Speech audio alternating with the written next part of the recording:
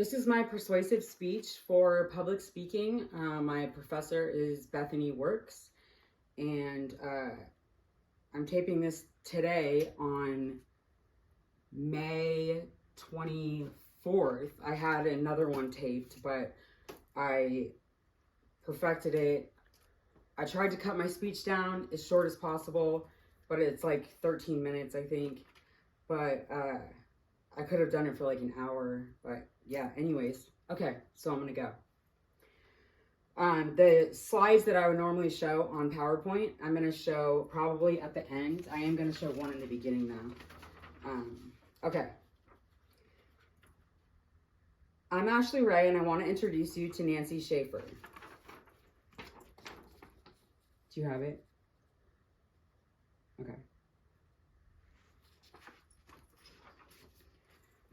Nancy was a Georgia state senator from 2004 to 2008. On November 16, 2007, she released an 11-page report documenting numerous accusations of CPS corruption. She had concluded that poor parents were frequently targeted by CPS simply for being poor. She accused caseworkers and social workers of being guilty of fraud and withholding and fabricating evidence so they could seek to terminate parental rights. To this day, she is the only government official who has ever spoken out about CPS corruption. Sadly, on March 26, 2010, she and her husband were found dead in their home. Together, they had 5 children and over a dozen grandchildren. Their deaths were never investigated as anything other than a murder-suicide. They theorized that Bruce, Nancy's husband of 52 years, first shot Nancy in her back, fatally wounding her. He then turned the gun on himself, ending his life with a single gunshot wound to the chest. There has always been suspicion surrounding the Schaefers' deaths, and I intend to leave you with those. I ask that you remember Senator Schaefer and her decision to speak up and expose CPS and how it cost her and her husband their lives. Child welfare systems are complex and vary from state to state. Throughout this speech, I will refer to them as CPS across the board for simplicity's sake. The Adoption and Safe Families Act is solely responsible for the destruction of not only our welfare system, but innocent lives of both children and parents. It would help if you viewed ASFA as a weapon and Child Protective Services as the assailant using the gun. Collectively, they are the problem. On January 23, 2020, an intake investigator from Child Protective Services showed up in my house at 6:30 p.m. with a court order to remove all 4 of my children from my care and custody, as well as their fathers. More alarming is that he obtained it within 24 hours of our initial contact upon me being discharged from UC Davis following an emergency C-section and the birth of my now 3-year-old daughter. I welcomed change as I was at rock bottom and wanted out of a 20-year opiate addiction. More than anything, I wanted to be an excellent mother to my children who had suffered emotionally due to my addiction. I took advantage of every service offered to me. I succeeded, but never felt like CPS was rooting for me. I fought against a system that is designed for parents to fail. I will celebrate 3 years clean on the 27th of this month, which is in 3 days. I think it is essential for people to know that I did not lose my children to the system, not to save face, but so people do not view me as biased.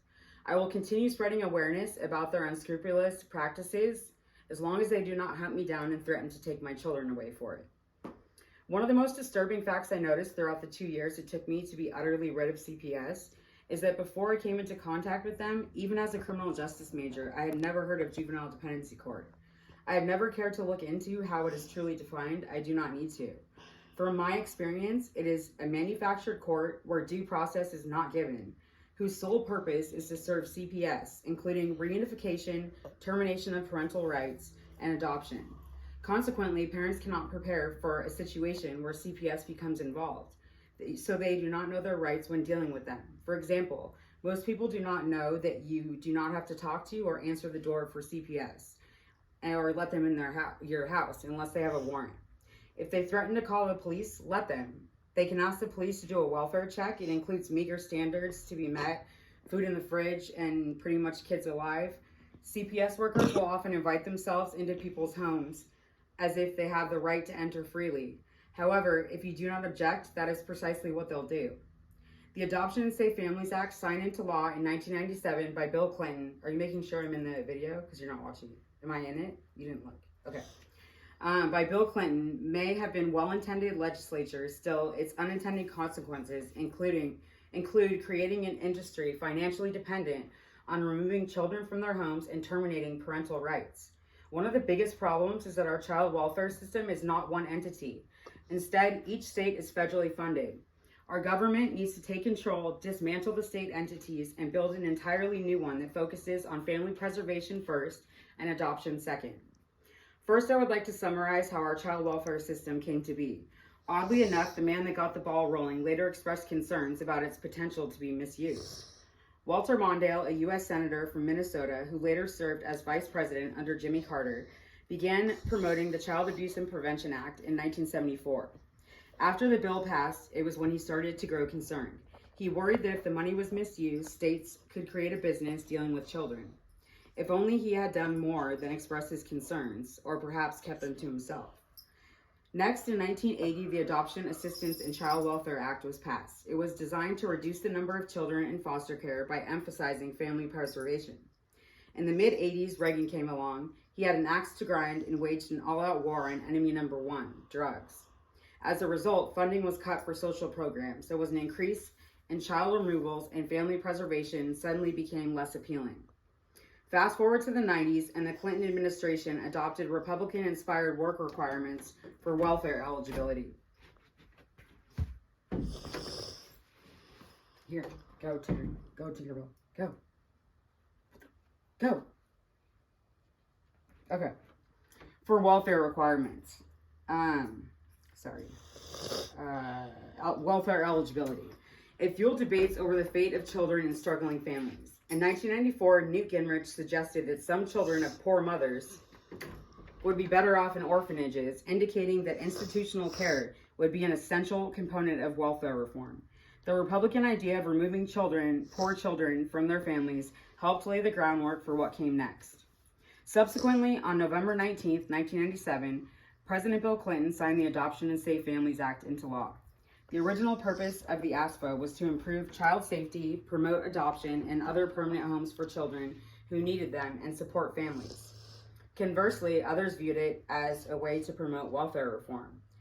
With the implementation of financial adoption incentives, the focus was wholly removed from family preservation and placed solely on adoption.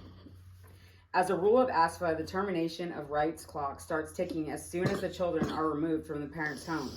States must file for termination of parental rights if a child was in foster care for 15 of 22 consecutive months.